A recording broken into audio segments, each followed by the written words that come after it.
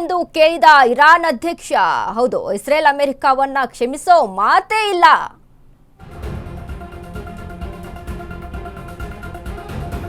ಕ್ಷಮಿಸಿ ಎಂದು ಕೇಳಿದ ಇರಾನ್ ಅಧ್ಯಕ್ಷ ಇಸ್ರೇಲ್ ಅಮೆರಿಕವನ್ನ ಕ್ಷಮಿಸೋ ಮಾತೇ ಇಲ್ಲ. ಖಮೇನಿ ಹತ್ಯೆಯಾದ್ರೂ ನಡು ಬಗ್ಗಿಸದ ಇರಾನ್.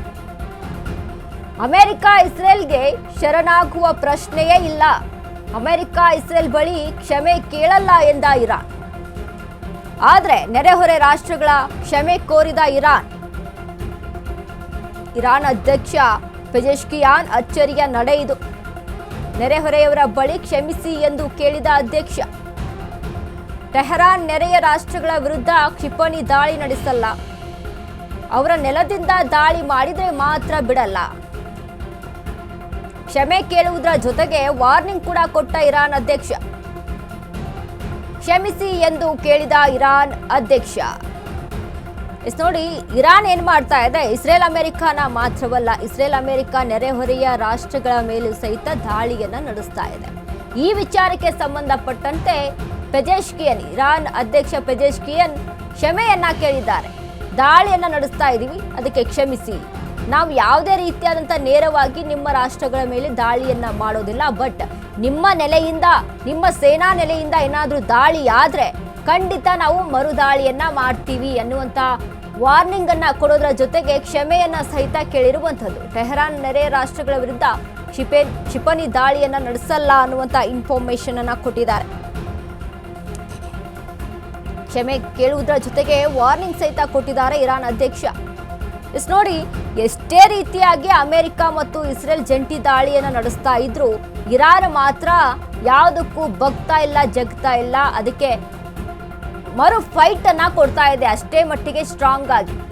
ಈಗಾಗಲೇ ಅಮೆರಿಕದ ನೆರೆಹೊರೆಗಳ ರಾಷ್ಟ್ರಗಳಲ್ಲಿ ಏನು ಒಂದಿಷ್ಟು ಇಸ್ರೇಲ್ನ ನೆರೆಹೊರೆಗಳ ರಾಷ್ಟ್ರಗಳಲ್ಲಿ ಅವುಗಳಿಗೆ ಸಂಬಂಧಪಟ್ಟಂತೆ, ಈಗ ದೇಶಕ್ಕೆ ಸಂಬಂಧಪಟ್ಟಂತೆ ಒಂದಿಷ್ಟು ವ್ಯವಹಾರಗಳು ಇರೋದ್ರ ಕಾರಣದಿಂದಾಗಿ ಅಮೆರಿಕದ ನೆರೆಹೊರೆಗಳ ರಾಷ್ಟ್ರ ಆಗಿರ್ಬೋದು, ಒಮನ್ ಆಗಿರ್ಬೋದು, ಕುವೈಟ್ ಆಗಿರ್ಬೋದು, ಹಲವಾರು ಏನು ರಾಷ್ಟ್ರಗಳಿದಾವೋ. ಸೊ ಇಲ್ಲಿ ಏನಾಗ್ತಾ ಇದೆ ಅಂತ ಅಂದರೆ, ಒಂದಿಷ್ಟು ವ್ಯವಹಾರಗಳ ಮಾರ್ಕೆಟಿಂಗ್ ವಿಚಾರಕ್ಕೆ ಸಂಬಂಧಪಟ್ಟಂತೆ ವ್ಯವಹಾರಗಳು ಅಮೆರಿಕ ಜೊತೆಗೂ ಸಹಿತ ಇರುವಂಥದ್ದು. ಸೊ ವ್ಯವಹಾರ ಆಗಿದೆ ಅಂತ ಅಂದಾಗ, ಮಾರ್ಕೆಟಿಂಗಲ್ಲಿ ನಡೀತಾ ಇದೆ ಅಂತ ಅಂದಾಗ, ಆ ಟೈಮಲ್ಲಿ ಅಮೆರಿಕದ ಸೇನಾ ನೆಲೆಗಳು ಏನಿದಾವೋ ಅವು ಕುವೈಟ್ನ ಒಂದು ಗಡಿ ಭಾಗದಲ್ಲಾಗಿರ್ಬೋದು, ಅಥವಾ ಒಮನ್ನ ಗಡಿ ಭಾಗದಲ್ಲಾಗಿರ್ಬೋದು, ಹೀಗೆ ಕೆಲವೊಂದಿಷ್ಟು ರಾಷ್ಟ್ರಗಳ ಗಡಿ ಭಾಗದಲ್ಲಿ ಅಮೆರಿಕದ ಸೇನಾ ನೆಲೆಗಳಿದ್ದಾವೆ. ನೋಡಿ, ಒಟ್ಟಾರೆಯಾಗಿ ಅಧಿಕೃತವಾಗಿ ನಾವು ಅಮೆರಿಕದ ಸೇನಾ ನೆಲೆಗಳು 750 ಸೇನಾ ನೆಲೆಗಳು ಇರುವಂಥದ್ದು. ಇದು ಅಧಿಕೃತವಾಗಿ. ಇನ್ನು ಅನಧಿಕೃತವಾಗಿ ಮಾತನಾಡೋದಾದ್ರೆ ಅದು ಬೇರೆ ವಿಚಾರ. ಬಟ್ ಅಧಿಕೃತವಾಗಿ ಇಲ್ಲಿ ತಿಳಿದುಕೊಳ್ಳೋದಾದ್ರೆ 750 ಸೇನಾ ನೆಲೆಗಳು ಇದಾವೆ. ಸೊ ಈ ಎಲ್ಲ ಸೇನಾ ನೆಲೆಗಳು ಅಮೆರಿಕಕ್ಕೆ ಏನು ನೆರೆಹೊರೆಯಾದಂಥ ರಾಷ್ಟ್ರಗಳಿದಾವೋ ಅಲ್ಲಿ ನಿರ್ಮಿಸಲಾಗಿದೆ. ಅಮೆರಿಕ ದಾಳಿಯನ್ನು ನಡೆಸಬೇಕು ಅಂತ ಅಂದಾಗ ಅಮೆರಿಕದ ಸೇನಾ ನೆಲೆಗಳಿಂದ ಅಲ್ಲಿ ದಾಳಿಯನ್ನ ಮಾಡ್ತಾ ಇದೆ ಇರಾನ್ಗೆ.